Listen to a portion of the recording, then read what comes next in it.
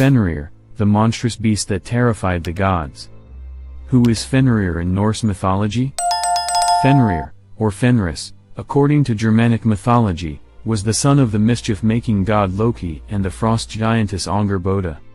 He was the devouring wolf, the beast of Ragnarok, the doom of the gods. His was an axe-aged, a sword age, a wind age, a wolf age, before the wrecking of the world. Odin, the chief of the gods, was destined to become his victim. The strength of Fenrir. Fenrir, the most infamous of many wolves in Norse mythology. Son of Loki and father to both Skoll and Hati.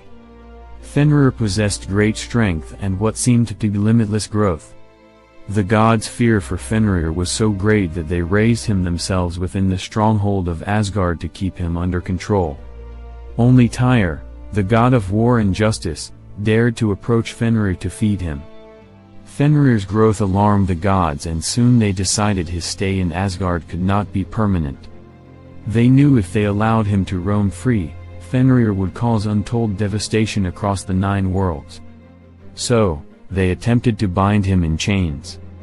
The gods knew that Fenrir would never willingly consent to be put in chains.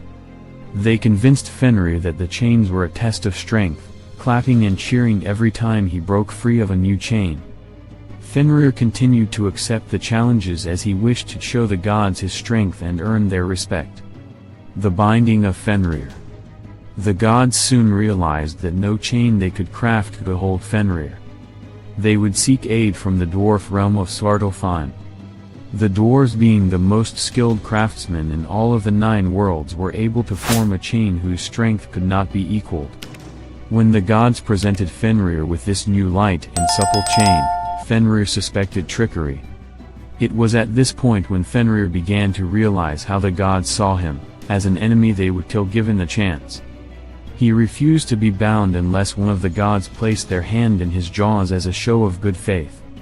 None of the gods agreed to do so, knowing that they would lose their hand. However, Tyr was brave, and he was willing to sacrifice his hand for the people of the 9 worlds.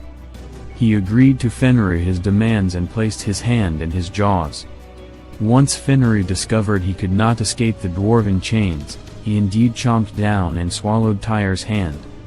Now that Fenrir was contained, he was taken to a desolate place and tied to a giant boulder, with a sword placed in between his jaws keeping them open. Fenrir had grown so big that when he howls, the drool from his mouth formed a lake. The death of Fenrir. During the Ragnarok, Fenrir broke free and ran throughout the world, with his lower jaw against the ground, upper jaw in the sky. Fenrir devoured everything in his path. Before being killed by one of Odin's sons, Fenrir did manage to achieve the revenge he craved by killing and devouring Odin. It is said that Fenrir's 2 sons, Skoll and Hati, followed in their father's footsteps, with one swallowing the sun and the other the moon. They destroyed the stars and all essence of time.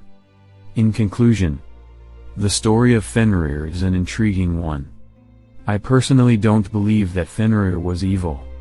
He only desired to be accepted by his fellow gods. After years of being treated like a beast, he became the monster that everybody thought he was.